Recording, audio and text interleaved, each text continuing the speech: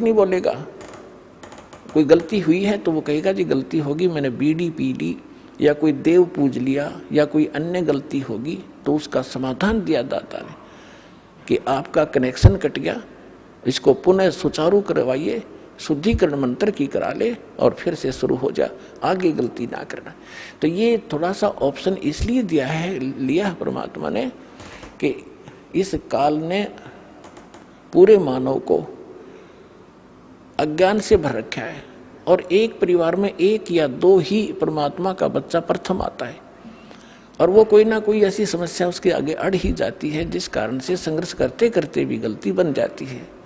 तो फिर उसके लिए बताया जाता दोबारा उपदेश ले और आगे भगवान को याद करके और मर्यादाएं खंड नहीं करना, नहीं तो भक्ति नहीं चलेगी। तो एक दो बार आपको ये ऑप्शन दिया गया है और आप इसको फिर दोबारा ले लीजिए मंत्र, आप फिर स्टार्ट हो जाएंगे। जैसे किसी का मंत्र खंड हो जाता है, दूर देश में बैठा है और उसका पर जहाँ फोन आता है, प्रार्थना होती है तो उसका मंत्र खंड भी होता है, तो भक्ति बंद नहीं करनी चाहिए उसने, क्योंकि उसने नोइंगली नहीं कर रखी। तो फिर उसका जो डिपॉजिट होगी भक्ति वो सुचारू कर दी जाएगी, वो उस ओरिजिनल अकाउंट में आपकी आ जाएगी।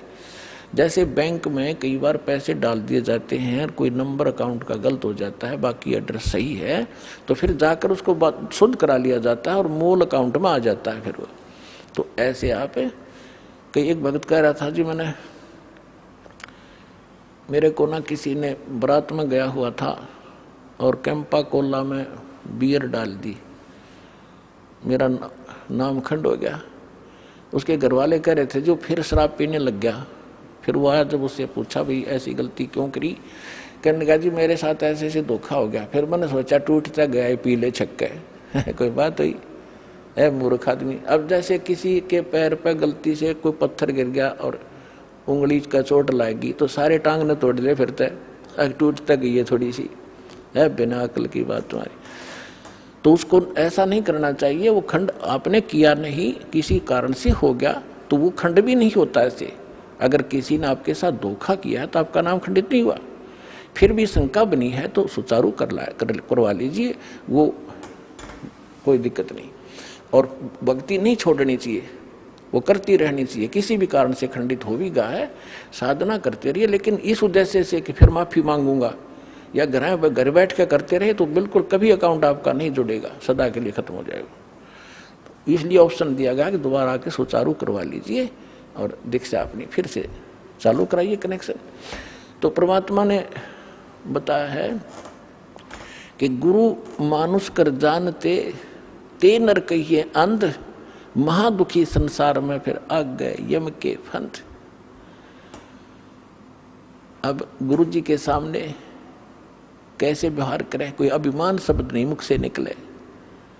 जिन बातों से गुरु दुख पावे उन बातों को दूर भगावे। जिन बातों गुरु किन बातों से दुख पाओगा, आप कोई गलती कर रहे होगे या कोई मर्यादा भंग करते हो, हमारे अनुकूल नहीं चल रहे हो तो गुरु जी दुखी होते हैं। इसलिए उन बातों को तुरंत त्याग देना चाहिए जिससे गुरु दुख हो। गुरु दुखी तो भगवान दुखी, और भगवान दुखी होगा तो काहे के भक्तम। तो यहाँ कहते हैं गुरु मानुष कर जानते ते नर कहिए अंध, होवे दुखी संसार में फिर आगे काल के फंद।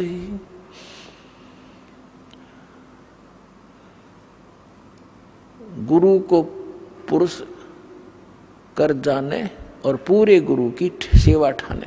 तो जो प्रसंग चल रहा है कि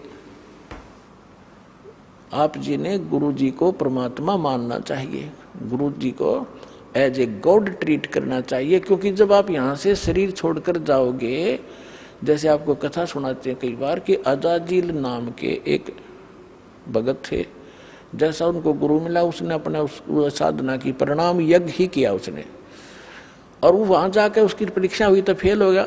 तो खाक परीक्षा की, खाक उसने साधना की, सामने लड़का खड़ा कर दिया और उसके वचन का है और भगवान कह रहे परिणाम कर, फिर अपनी औकात नहीं भूला वो। तो तुरंत अगर उसमें सच्चे ढंग से की होती तो वहाँ अकड़ मिलती ही नहीं, उसमें वो अभिमान ही नहीं मिलता, तुरंत कर देता। अपने बालक को, अपने बच्चे को हम कंधे बैठाते हैं, अपने बेटा बेटी को सिर पर बैठा लेते हैं, ऐसे कंधे बैठा कर उसके दोनों पैर पकड़ लेते। तो वहां क्या दिक्कत थी उस मूर्ख को? बिना ज्ञान के ऐसे मार खाता इंसान। तो पुण्यात्मा, जब आप यहां से शरीर छोड़कर चलोगे, ठीक आपकी साधना जो कर रखी है वो जैसे मूल कमल से चलोगे, और मूल कमल से चल के फिर आपका जो सब, क्योंकि मूल कमल फिर स्वाद चक्र, नाभि चक्र, हृदय कमल, कंठ कमल, फिर त्रिकुटी पर पहुंचोगे। तो यहां तक तो आपका अकाउंट क्लियर मिलेगा, लेकिन त्रिकुटी पर जाके